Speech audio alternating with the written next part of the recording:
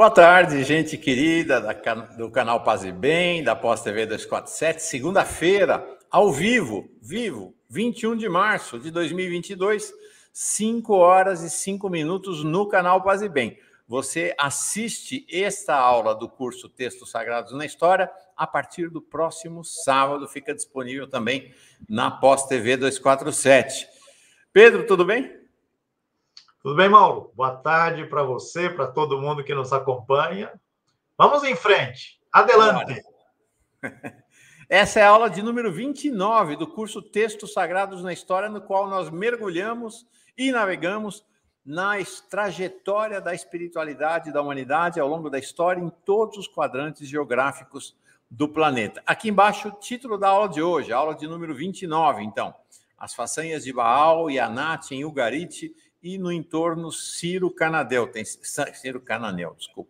Tem sido uma aventura, uma jornada realmente empolgante, mergulhar nesse universo. Depois de sairmos da Mesopotâmia, depois de sairmos da caudalosa Mesopotâmia e suas águas, vir para o deserto ali na região de Ugarit, no qual o tema da ausência e presença das águas tornou-se fundamental. Vamos então para esse nosso segundo encontro, para falar de Baal, Anat e toda a jornada de espiritualidade nesta pequena cidade-estado, diferente do reino da Mesopotâmia, uma pequena cidade-estado, mas que deitou marcas profundas na espiritualidade e nas religiões ali do Oriente Médio. É isso aí, né, Pedro? Vamos lá, é isso aí. Vambora. Saudando a comunidade que chega para a transmissão ao vivo. Se você chegou em algum outro momento que não seja nessa transmissão ao vivo, sinta-se saudade, né, por nessa conversa com quem está aqui ao vivo. Maria de Fátima Lima Vasconcelos, irmã do nosso Pedro. Olha aí, tá aí. Ana, beijo para ela. Foi a primeira a chegar hoje. Às 3 horas da tarde ela já estava na sala de aula. Carlos Alberto Feitosa Perim, lá de Vitória, no Espírito Santo. Marcelo de Mello, ele dizendo, mais uma aula brilhante do professor Pedro e nosso querido Mauro, olha aí, lá de Toronto, no Canadá. Nosso Lamartine Oscar Veiga, da Terra do Pinhão. Ele prometeu o pinhão ali, ó.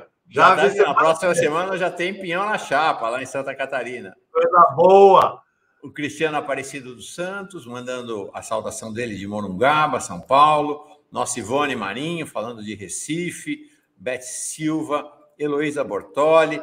Seu mestre, nosso mestre, Pedro, Enio Brito. Um professor histórico. Um abraço. Professor histórico da Pontífice Universidade Católica de São Paulo.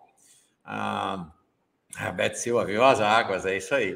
O nosso Antônio Inácio Greco, também grande amigo lá de Santos, São Paulo. Outono e calor disputa o espaço, é isso aí. Maria Paula Leal, Terezinha Casimira Albuquerque, ela lá de Fortaleza, no Ceará. Regina Azevedo, nossa Josi Negreiros, Josilá, do Rio Grande do Sul. Feira de Santana, Bahia, Maria da Conceição Azevedo, Pedro Celomar Sende, Ronda Alta, no Rio Grande do Sul, sempre com a gente também. A Anitta Alícia. O Cristiano já chega com pergunta aqui. Pedro, das divindades cananeia, em Gênesis 49, 25, temos a figura de Shaddai, deusa cananeia. As traduções dizem todo-poderoso. Seria erro dizer que a tradução retirou a figura da divindade? Já entramos daqui a pouco. Você fala sobre isso, Pedro? Ok. Tá bom? Ok. Antônio Coelho. O Lamartine está pedindo o nosso endereço aqui para enviar o pinhão. Vamos mandar. Mandar para ele. Vou mandar também. Antônio Coelho, mandando buenas tardes novamente desde Montevidéu. E Sérgio Bezerra de Fortaleza. Gente, vamos chegando, senão a aula não começa. Vamos embora, Pedro. Então, vamos começar com a questão do nosso amigo Cristiano. Cristiano, eu teria que dar uma olhada no texto, no hebraico, né, para verificar essa questão da tradução.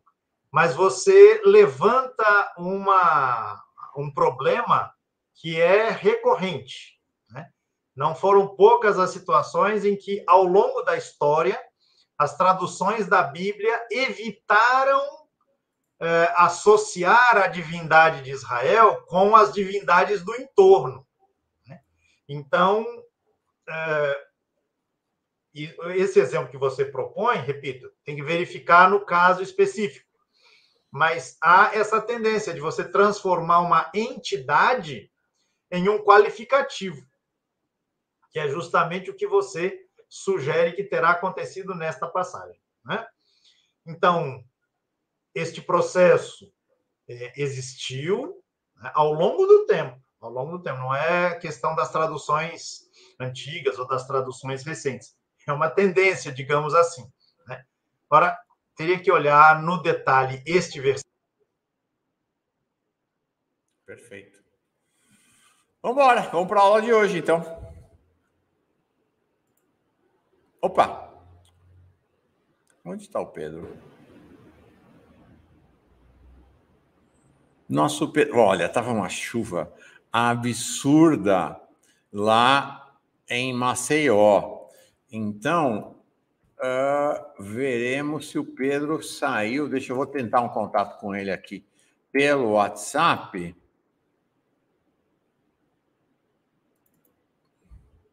Deixa-me ver. Será que caiu? Ele tinha tido uma queda de energia forte lá mais cedo. Vamos ver se essa queda voltou, se a gente vai conseguir fazer a nossa aula hoje. Espera aí. Pedro.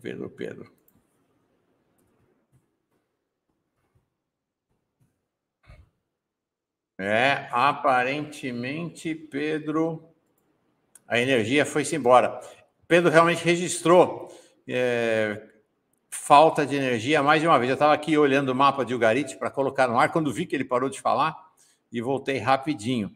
Eu estava subindo o mapa aqui, e Pedro não está respondendo aqui pelo WhatsApp. Gente, infelizmente, acho que... tá voltando. Felizmente. Achei que íamos ficar sem Pedro, mas não vamos ficar, não. Pedro está de volta aqui. Olá, Mauro. Que alívio! Desculpe, porque eu estou pelo celular. Não sei o que aconteceu aqui com a minha conexão. Eu te dizia que choveu, né? Aqui estava chovendo muito forte até agora. Mas eu estou aqui pelo celular. Vamos ver o que está certo. Vamos embora, vamos tentar? Vamos lá. Então, da minha parte... Fica bem assim? Fica bem. Não é o melhor, mas é super possível da gente então, assistir a aula. Eu estava aqui puxando mais uma vez o mapa de Ugarit para partilhar com as pessoas, para a gente se localizar geograficamente, quando notei... Então, eu estava fora da tela, quando notei que sua voz sumiu. Voltei e só tinha eu na tela. Mas estamos aqui. Estamos aqui só para localizar, então, né, Pedro, geograficamente, para quem está chegando agora, de que região nós estamos falando, né? Onde é Ugarit? E aí, a partir daí, acho que você retoma para nós. Sim, tá aí. Por favor.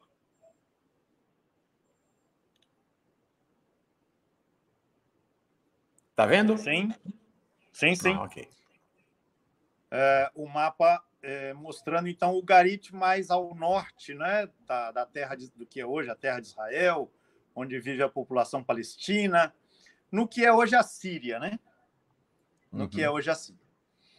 Bem, na semana passada, nós já abordamos a temática de Ugarit, tomando como ponto de partida um texto muito mais conhecido do nosso público e da nossa cultura de maneira geral, né? Que é a escritura judaica. Né? Não sei se melhora assim. Sim, melhora, bem melhor. Né? Então, fico dessa deixar daí na horizontal. Aqui. Tá certo. Então, a gente leu, né, comentou aqui, o pessoal vai se lembrar, uma passagem em que o profeta Elias confronta sacerdotes de Baal, profetas de Baal, melhor dizendo, que eram ancorados, que eram apoiados pela rainha Jezabel, né, que, junto com seu marido Acabe, governavam Israel ali por volta do meados do século IX antes da nossa era, né? Isso para mostrar como este culto a Baal era alguma coisa bastante difundida, né, naquele entorno, naquele contexto, né, em que se desenvolveu a trajetória do povo de Israel e foram escritos os textos que haveriam de compor, né, as próprias escrituras. Vou tentar colocar o celular aqui de um modo, Mauro, que eu possa manejar. Vou ficar assim. Posso perfeito, está ótimo. Tá ótimo. Que aí eu posso manejar aqui os materiais que eu deixei preparados. Perfeito. Então,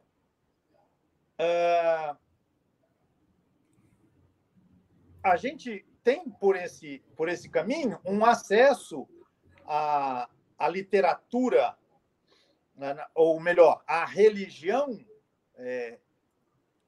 daquele contexto, né? Síria, Fenícia, Líbano, né? Israel, mas o acesso até a descoberta dos textos de Ugarit era um acesso pela via da polêmica, pela via da desqualificação, pela via do descrédito, né? Foi isso que a gente procurou ver na semana passada.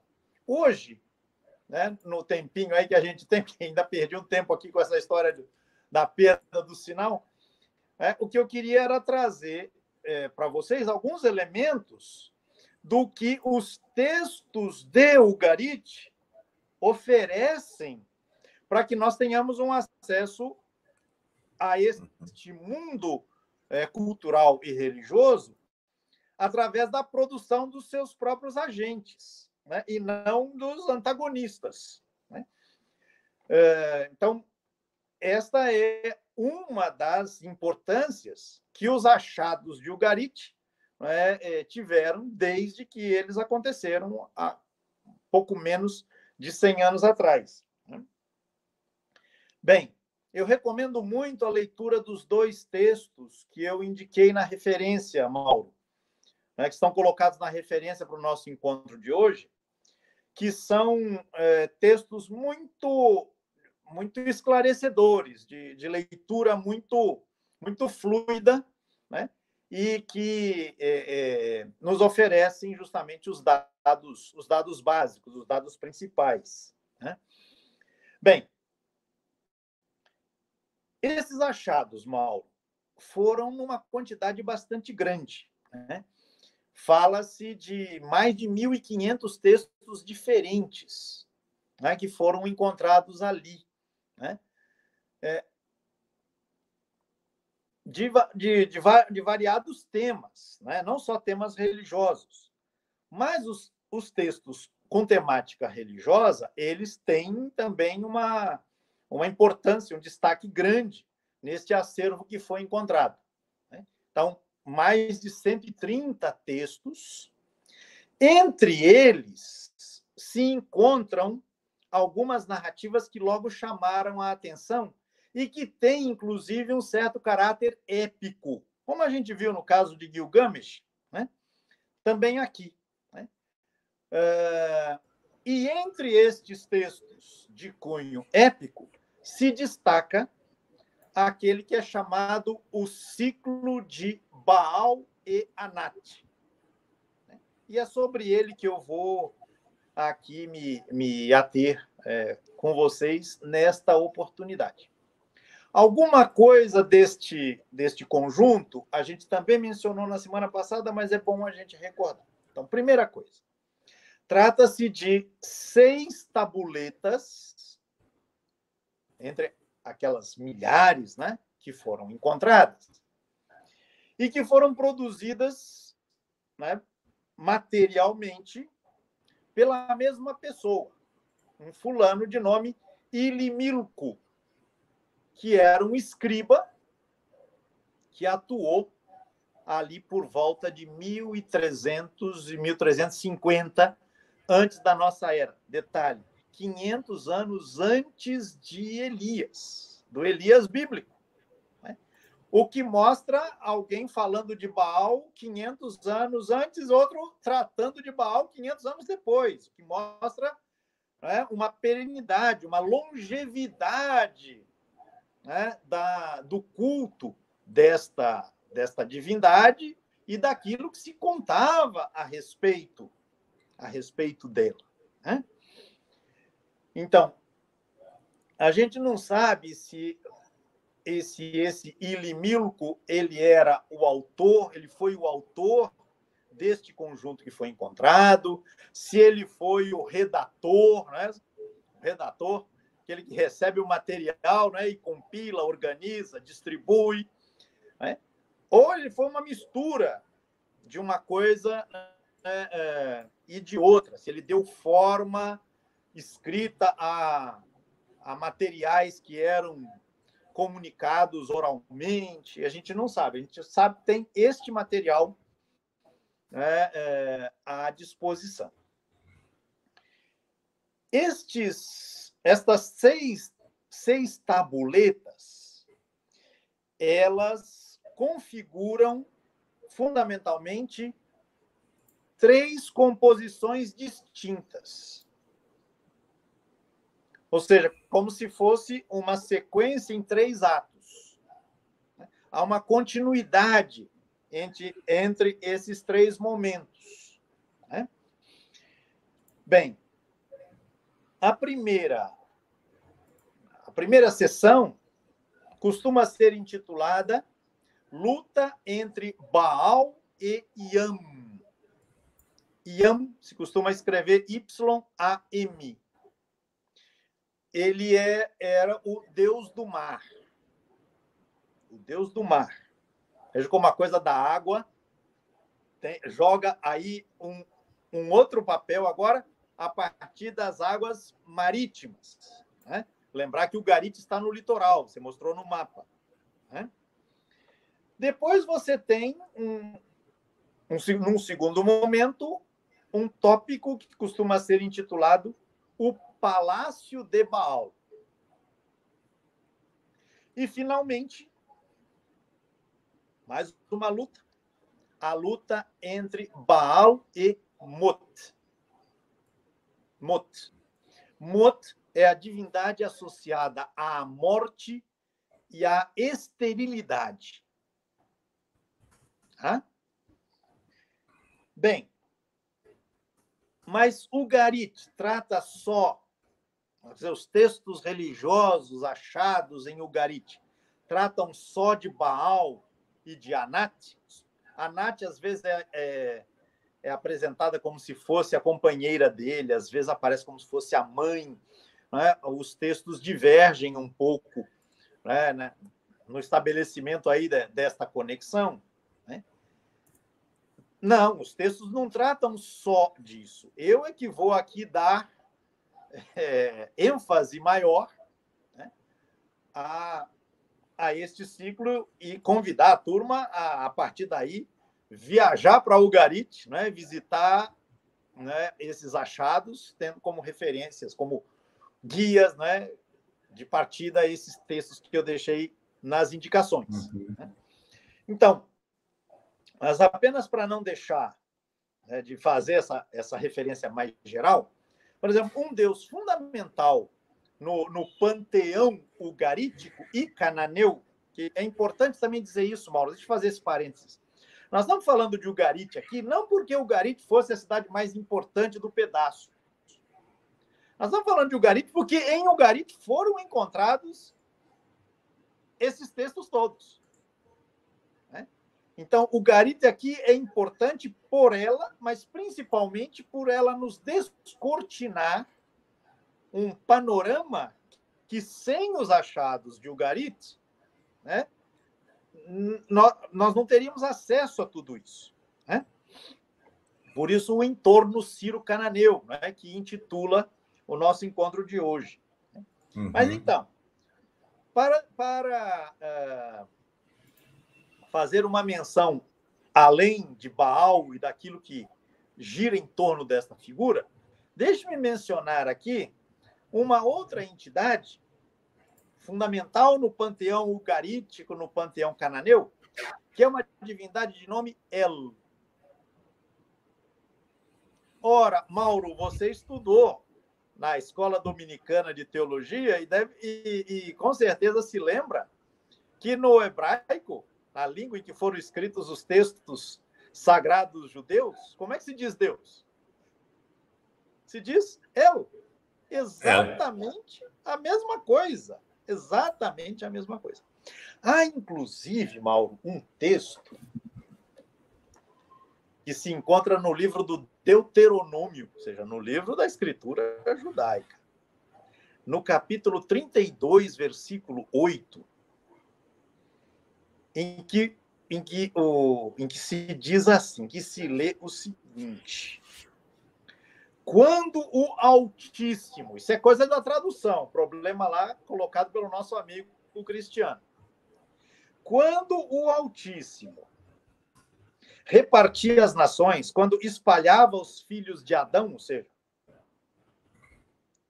as pessoas, não é? Os seres humanos, quando fixou fronteiras para os povos conforme os números dos filhos de Deus, a parte de Javé foi o seu povo.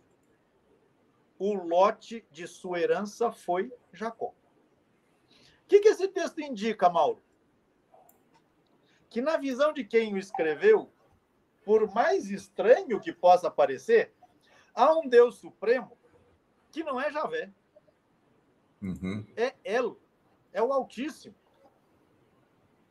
E ele fez a repartição dos povos, das nações, e ele entregou cada povo, cada nação para uma divindade. E para Javé entregou Israel.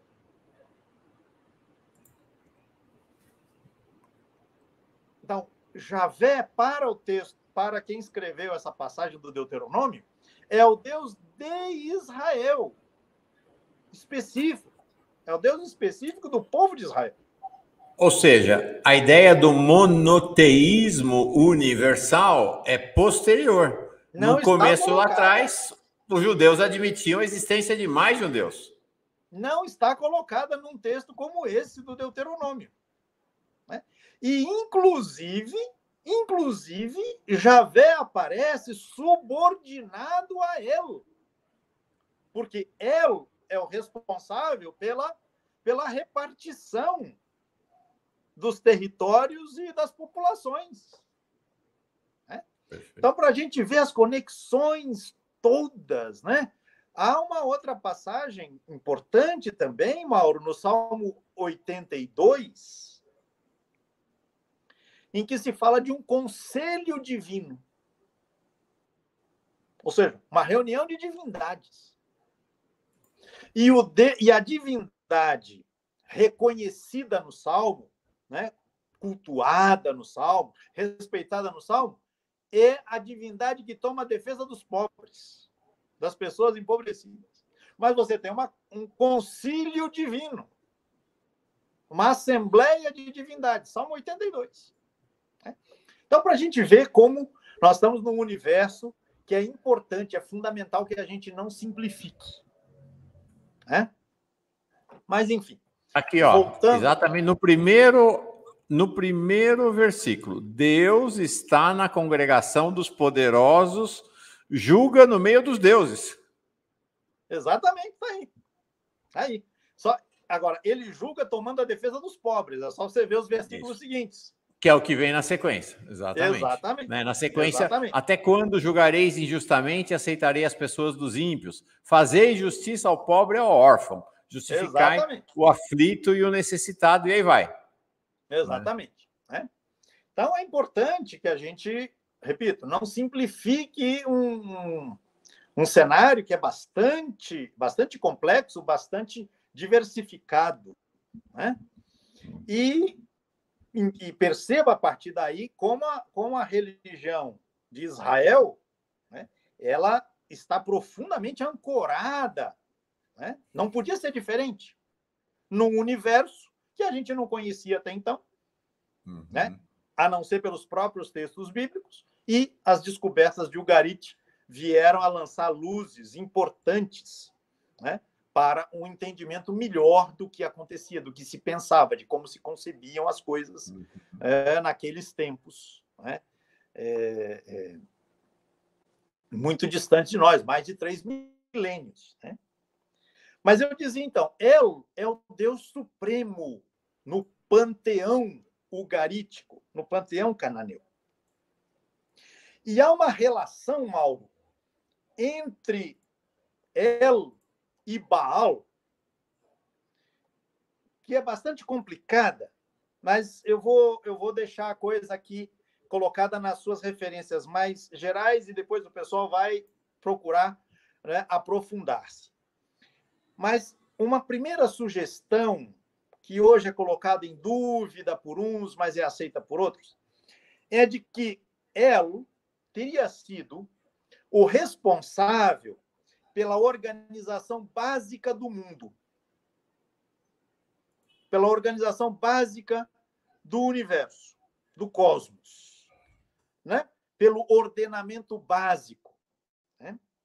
E, depois disso, o bastão do poder de El é passado para Baal. Baal, que muitas vezes aparece como sendo filho de El, uma das divindades, né, filhas de El. Como é que essa passagem aconteceu? Essa passagem do bastão aconteceu? Se foi por conflito, se foi por uma guerra entre as divindades, isso é nebuloso, a gente não sabe direito como é que no mundo cananeu se pensava isso. O que parece seguro é que El, depois de ter deixado o mundo praticamente, né, articulado nas suas bases fundamentais, foi gozar de merecidas aposentadorias. Não é à toa que ele costuma ser representado sempre na figura de um ancião sentado que tem o seu poder, mas é muito mais um poder dado pela reverência conferida a alguém que fez a obra que fez. Mas o poderio efetivo está nas mãos de Baal. Daí a importância que tem para o entendimento deste universo cultural e religioso este ciclo de Baal e Anat, né, que foi encontrado quase por inteiro. Não foi achado por inteiro, totalmente, mas nas suas linhas gerais nós temos acesso a essa narrativa em 3 atos, né, a qual eu já fiz referência e que eu quero comentar com vocês agora.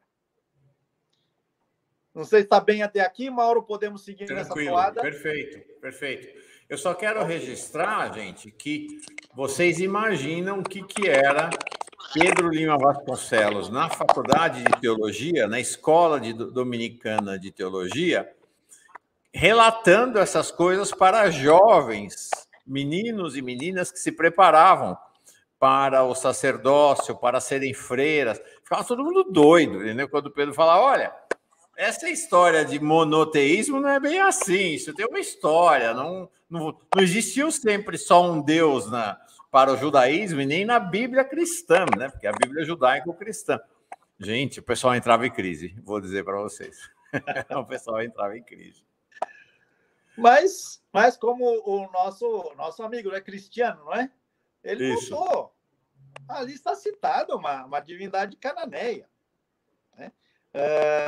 Você tem passagens várias na própria escritura, a despeito de todas as tentativas dos tradutores de encobrir essas referências, elas estão lá. É preciso ler os textos, né?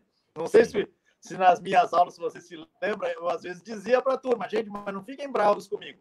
Se quiserem ficar bravos com alguém, fiquem com o texto. Está no texto, vamos ler o texto, né? É isso aí. Muitas vezes não se liam os textos, né? E se chegavam, enfim, com aquelas questões recebidas, sabe lá onde, né? Enfim. Vamos ao ciclo de Baal e Anat. Vamos. Então, Mauro. Bem, este ciclo, esta produção literária, que provavelmente devia refletir, se não ser reproduzida em instâncias rituais, em momentos rituais, né?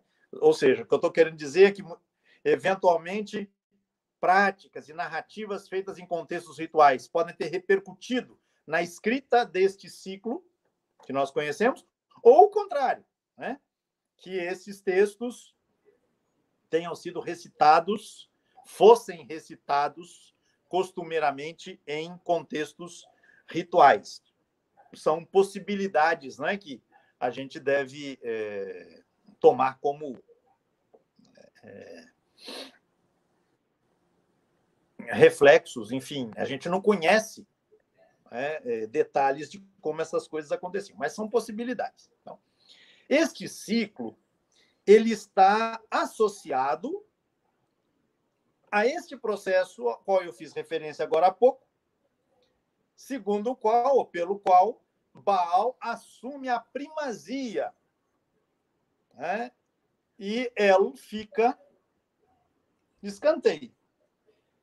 A gente vai ver, numa passagem do texto que eu reservei aqui para a gente comentar, que El não está fora de campo, ele não está distanciado do que acontece, mas ele claramente ocupa um lugar, né, um lugar secundário. Bem, o primeiro ato deste ciclo é, como eu dizia, a luta entre Baal e Yam. A luta entre Baal e o deus do mar. Então, diferentemente do que nós encontramos nos textos lá da Mesopotâmia, as águas que estão em jogo aqui são principalmente são fundamentalmente as águas marítimas, né? Ugarit é uma cidade que está no litoral, né?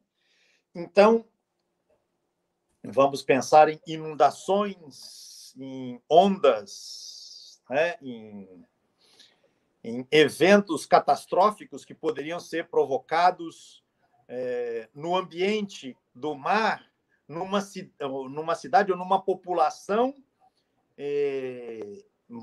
que tinha atividades ligadas ao mar, ao comércio, à navegação, etc., né? Bem, o que nesta primeira sessão Sinar, tá aí o mapa mais uma vez para a gente se localizar, né? Do lado bem ali, né, na linha horizontal em relação ao Ugarit, está a ilha de Chipre, não muito distante no mar Mediterrâneo. Então,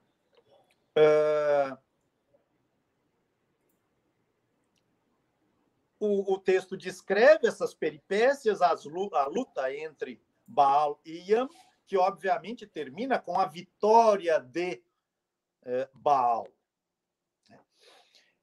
Essa ideia de que para o ordenamento final do mundo é preciso derrotar as águas do mar, né? Isso é alguma coisa muito presente em muitas das tradições e mitologias, inclusive algumas que nós já comentamos aqui em sessões anteriores, Mauro, porque a ideia era qual? Era de que a Terra resultava de um afastamento das águas para que surgisse o elemento seco. Se a gente quiser, é só pegar o texto da Bíblia, o Gênesis capítulo 1, e a gente vai encontrar exatamente isso, a partir do versículo 9, que as águas se coloquem num determinado canto para que apareça o elemento seco, ou seja, o elemento onde nós pisamos, o elemento onde nós podemos plantar, onde nós podemos construir, onde podemos nos mover, etc, etc. Afinal de contas, somos animais terrestres, né, fundamentalmente. Então, este é um tema, né, que não é novidade no caso de Ugarit. Ugarit não inventou esse tema. Mas a luta pela para a domesticação do mar, para a colocação do mar no seu devido lugar. Isso é um tema importante, né, em muitos contextos. E os estudiosos, Mauro, quando fazem o trabalho da comparação, né, notam, por exemplo, que em algumas passagens das escrituras judaicas, o Deus de Israel é o Senhor do mar. Por exemplo, anotem aí, depois vocês dão uma conferida, no capítulo 15 do livro do Êxodo, Deus, o Deus de Israel, é aquele que abre o mar, que fecha o mar, que deixa passar o seu povo, que afoga o faraó, né, e o seu exército. Mas Deus tem absoluto controle do mar. Ora, este tema já era enfrentado, já era desenvolvido, já era narrado, apresentado literariamente nestes textos achados, né, em Ugarit. Então, primeira narrativa. Né? Colocar o mar no seu devido lugar garante a emergência do espaço seco que torna possível a aventura humana. O segundo ato deste ciclo, Mauro, é justamente consagrado à construção do Palácio de Baal. Uhum. E aí vem uma questão. E a questão é: a divindade precisa de um palácio?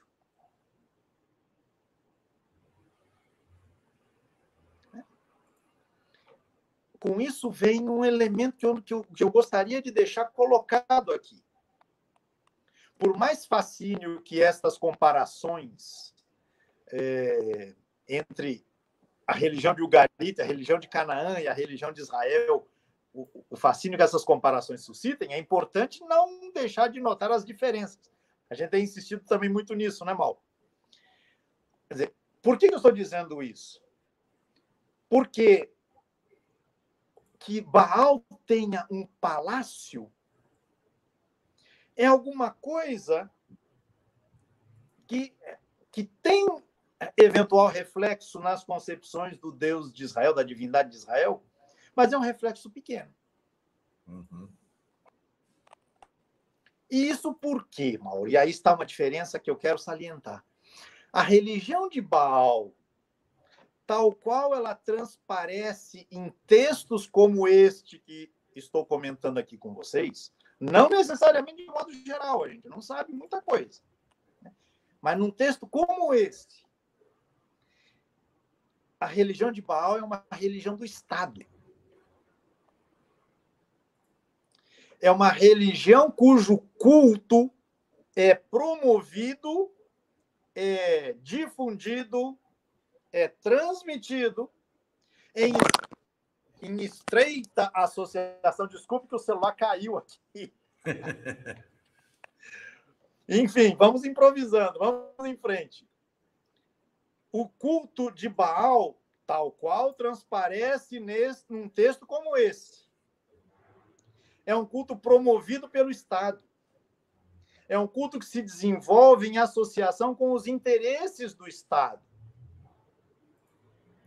E esse é um lance importante, inclusive, para a gente entender a polêmica de Elias e os profetas de Baal que a gente viu na semana passada. Sem tomar a defesa de Elias e do caráter sanguinário que ele deu à peleja, né? A gente viu lá, né? Degola 450 profetas de Baal. Né? É importante não perder de vista que a religião de Baal se instala em Israel, de acordo com aquele texto, a partir da promoção feita pelo palácio, pelo poder do Estado de Israel, Acabe e Jezabel. Bem, eu faço essa observação aproveitando-me da referência ao Palácio de Baal, que é o tema da segunda sessão, né, deste ciclo de Baal e Anat. Como é que se dava esse estreitamento das conexões entre os interesses do Estado e os interesses da religião? Né? Essa é uma investigação que precisa ser feita nas minúcias.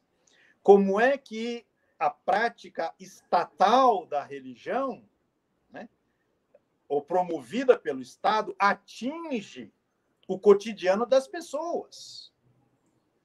Eu não sou um especialista nos estudos em Ugarit, mas portanto, eu não sei até onde avançaram estudos levando em consideração esse tipo de questão. Realmente não sei. Até onde eu li, não encontrei muitas referências nesse sentido, não. Mas nos estudos sobre os textos das Escrituras, que envolvem as referências a Baal, o culto a Baal, a gente já tem investigações interessantes nesse sentido. Né? Deixa eu avançar um pouquinho e, quem sabe, no final eu retorno a esse assunto. Ele me parece um assunto importante. Bem, a construção do palácio de Baal, obviamente, é uma proclamação da soberania, da hegemonia que Baal exerce sobre o conjunto das divindades, né, daquele panteão, mas também, obviamente, sobre o cosmos agora organizado, na medida em que Yam, o deus do mar, está colocado lá, né, no seu devido lugar, subjugado. Né?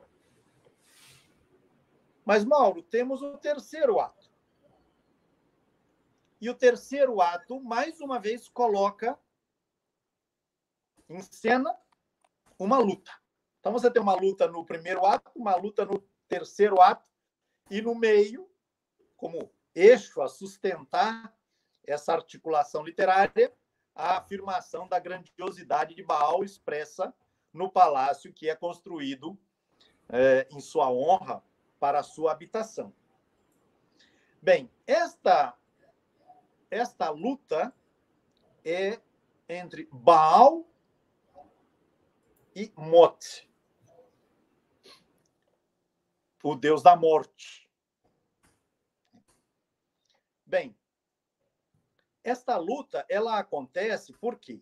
Porque Mot se entendia como o único capaz de rivalizar com Baal e destroná-lo. Então ele desafia Baal. E numa passagem do texto, né, se apresenta qual seria a pretensão de Mot. Né? Mot quer gritar em sua alma que ele é o único a reinar sobre todos os deuses. Ele fará com que deuses e homens sejam saciados. As multidões da terra serão saciadas pela sua ação. O detalhe irônico da história, Mauro, é que ele é a divindade da morte. Então, o texto, ironicamente, diz, olha, o domínio de Mot sobre o cosmos, na propaganda significa vida e saciedade, mas na prática significa morte, fome, infertilidade, porque tudo isso está associado, né, a ele. Bem, no fim das contas, ele chama Baal para o desafio e, no fim das contas, né, Baal é engolido por Mot. Baal é engolido por Mot. E aí a coisa se complica, né? A coisa se complica. E quem é que se manifesta quando fica sabendo da morte de Baal? Ou seja, do fato de que Mot o engoliu. O velho El. O velho elo, cujo bastão tinha sido entregue a Baal, agora entra em pânico ao se dar conta de que o poder tinha ido parar na mão de ninguém menos que Mot. E El, então, empreende, junto com um séquito de divindades, um movimento na direção, ao encontro, né, deste Baal que está morto. E aí o texto diz assim, Mauro: andamos até os confins da terra, até os limites das terras irrigadas. Chegamos ao prado mais agradável, ao mais belo campo que margeia a mansão dos mortos. Baal, o Todo-Poderoso, estava morto. O príncipe senhor da terra tinha perecido. Então El, o misericordioso de grande coração, desce do seu trono, assenta-se no seu estrado, e do estrado vai assentar-se na terra. Espalha sobre sua cabeça a cinza do luto. Veja aí, você tem um ritual funerário, né? E esse ritual é transposto para o mundo das divindades. Sobre seu crânio a poeira da aflição. Cobre seus rins com um saco. Golpeia sua pele com uma pedra. Corta com uma navalha suas duas tranças. Lacera 3 vezes suas faces e seu queixo. Eleva sua voz e exclama: Baal morreu. Que vai ser do povo? Que vai ser da multidão? Então você tem aqui um lamento do velho elo, que já não tem mais o poder, né? Pelo fato de que a hegemonia de Baal estava destroçada. Mas aí entra em cena quem? Anat, a companheira de Baal. Ela aparece, ela diz: eu vou resolver essa situação. E mais adiante, o texto, então, apresenta justamente a intervenção de Anat para solucionar esse impasse e o risco de que o cosmos volte a ser um caos, com o domínio, né, do Deus da morte. O caos e a fome e a violência, a impossibilidade da vida, né? Bem, aí o texto diz o seguinte: estamos no terceiro ato, já indo para o final, né? Os dias se passaram, os dias tornaram-se meses. Anat, a donzela, o procurou Baal, como o coração da vaca por seu bezerro, como o coração da ovelha por seu cordeiro. Assim batia o coração de Anat por Baal. Veja que às vezes, eu já disse, né? Às vezes ela aparece como mãe de Baal, às vezes aparece como a companheira de Baal, né? Enfim. Ela agarrou o divino Mot, com uma faca o partiu, com um ancinho o limpou, no fogo o queimou, com pedras de moinho o triturou, no campo o espalhou. Sua carne os pássaros comeram, seus pedaços as aves devoraram. Ou seja, Anat entra em combate com Mot. E, como a gente vê pelo texto, né, ela o vence e vence para valer. Aí, Mauro, o que a gente esperaria depois disso, né? Baal de volta. Pois é, aí o texto tem uma lacuna. Mas, então, passa-se esta lacuna, ou seja, uma parte ali da tabuleta que se perdeu, né? Mas, ao final, o que a gente tem? Uma proclamação geral. Está vivo Baal, o vitorioso. Certamente o príncipe, o senhor da terra, existe. Em outras palavras, Anat traz Baal de volta à vida. Uhum. E o texto se encaminha para o final dizendo que os céus chovam azeite e as torrentes fluam com mel. chover azeite e as torrentes fluir com mel. Mais uma vez, a ideia da água. E isto por quê, Mauro? Porque Baal é o Deus da chuva. A gente viu lá no texto da Bíblia, né? Ele é o Deus da chuva. Né? Então, nada mais expressivo do que Baal vivo que uma chuva benéfica, uma chuva que fertilize a terra. Né? Perfeito. E aí o texto avança mais um pouco e se encerra com a afirmação de que El, o misericordioso de grande coração, se alegrou. Apoiou seus pés no estrado, iluminou-se seu semblante e ele começou a rir. E aí chegamos ao final da narrativa, né? De Baal que volta à vida. Temos um tempinho ainda, né, Mauro? Temos uns minutinhos só fazendo uma observação. Bom, primeiro, maravilha de narrativa novelesca e cheia de viradas e tudo. É realmente empolgante. Empolgante essa narrativa.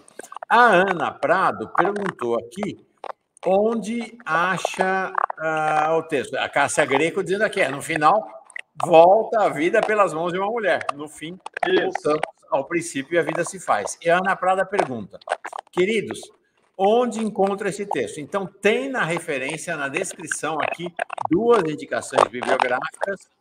Estou colocando uma delas aqui, que é essa aqui, é uma das 2 indicações, tá? Da Suelen Monteiro de Barros, Os Inimigos de Baal e Anat, O Caos no Ciclo de Baal e Anat e suas ressonâncias nos textos da Bíblia hebraica. Está aqui a referência, Ana, mas tem na descrição do vídeo para pegar desse programa direitinho, tá?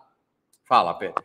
Então, há uma página da internet em que você consegue ler esses textos, embora não consiga imprimi-los, baixá-los. Eu, infelizmente, não sei se a localizo aqui fácil. Eu vou ver se acho, Mauro, e mando para você e você inclui na descrição do vídeo. Na referência posterior.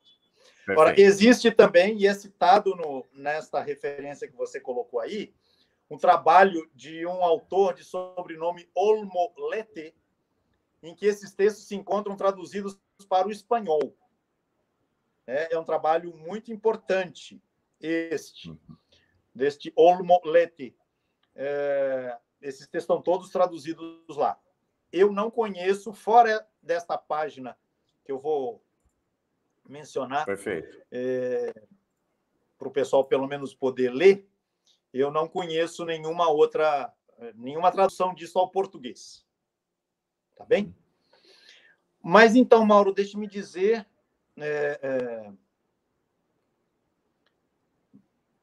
tem que falar 2 coisas bem rápidas.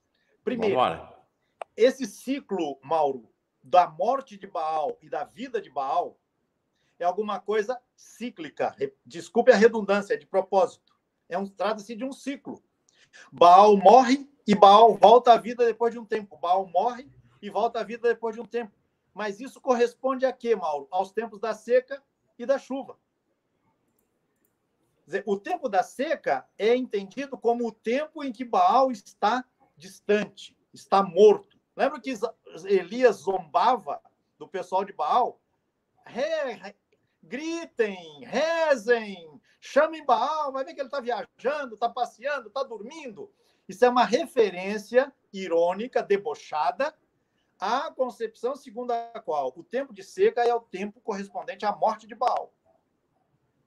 E o tempo da chuva é o tempo que corresponde à atividade de Baal. Sendo essa distinção entre o tempo de seca e tempo de chuva, tempo da fertilidade, é absolutamente decisivo na organização da vida. Ou seja, não é alguma coisa circunstancial. É absolutamente decisivo. Quem vive em regiões onde chove pouco, por exemplo, quem vive no sertão do Nordeste, sabe bem o que significa o tempo da chuva. O caráter absolutamente transcendental da chuva como viabilizadora da vida, né? Então, esse é um ponto que eu queria chamar a atenção. O outro ponto. Em alguns contextos, a gente não sabe e com que intensidade, se foi o tempo todo, isso a gente não sabe. Essa noção de um Baal que, pela chuva, fertiliza a terra, isto era ritualizado por meio de atos sexuais. Então, um sacerdote, representando Baal, relacionava-se sexualmente com uma mulher.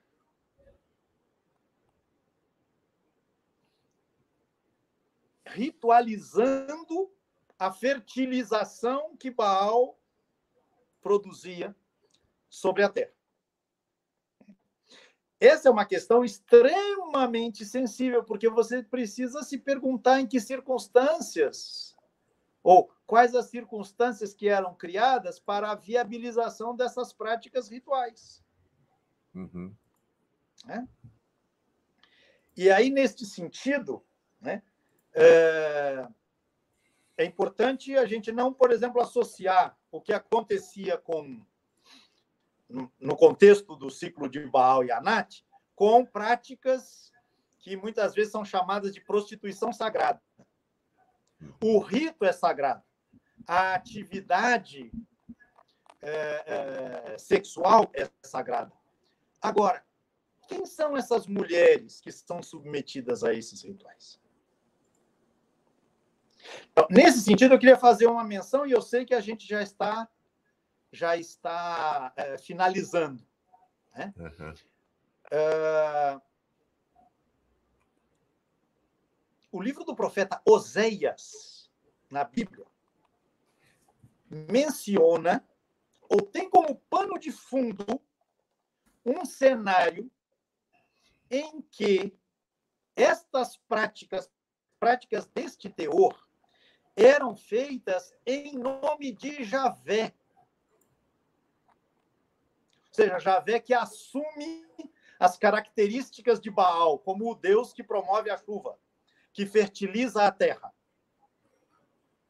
E esta religião, com esta concepção, era patrocinada pelo Estado de Israel. Nos tempos do profeta Oséias, 100 anos mais ou menos depois de Elias. Uhum. E o pessoal do CEBI aqui, que nos acompanha, vai se recordar logo disso, e outras pessoas também, obviamente. Né?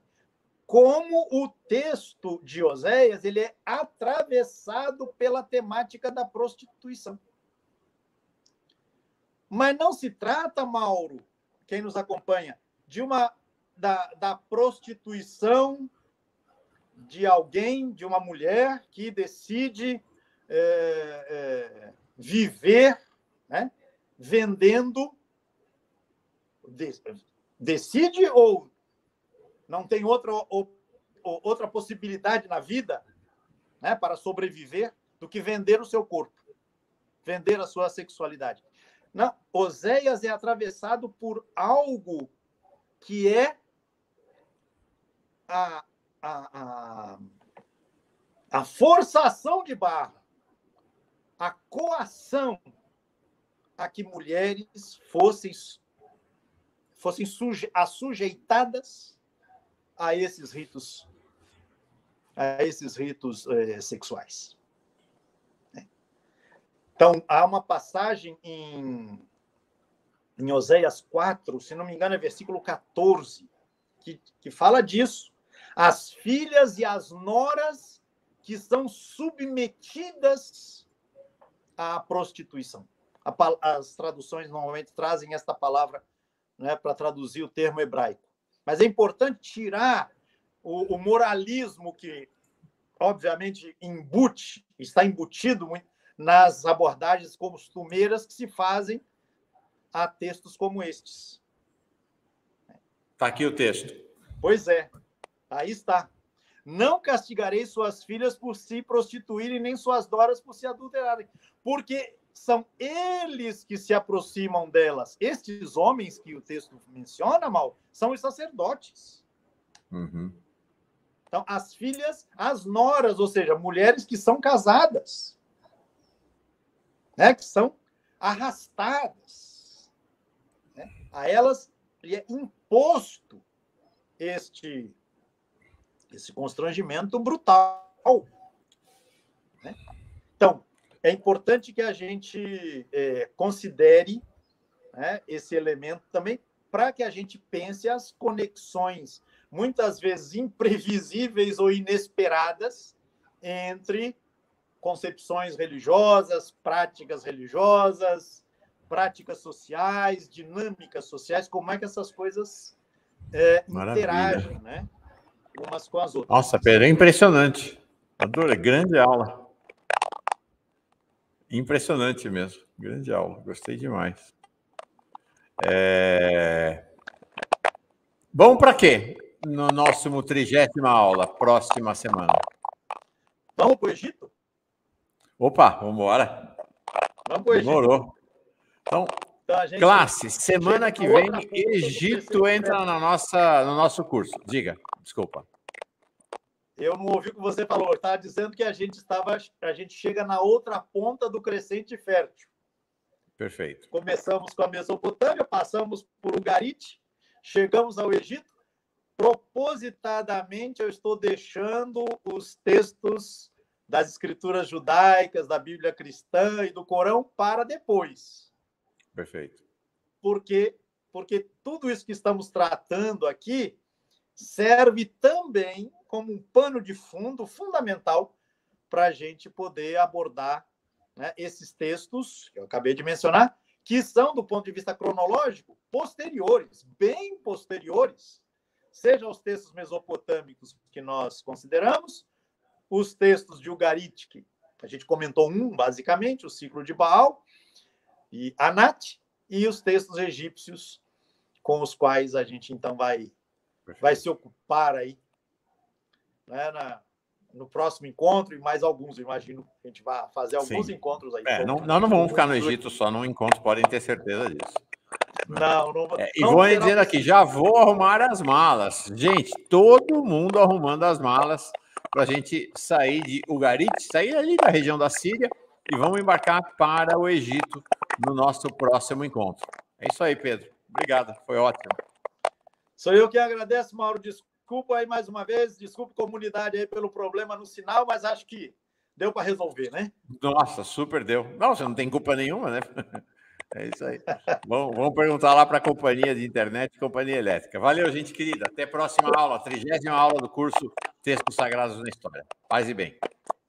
Boa semana para todo mundo. Tá?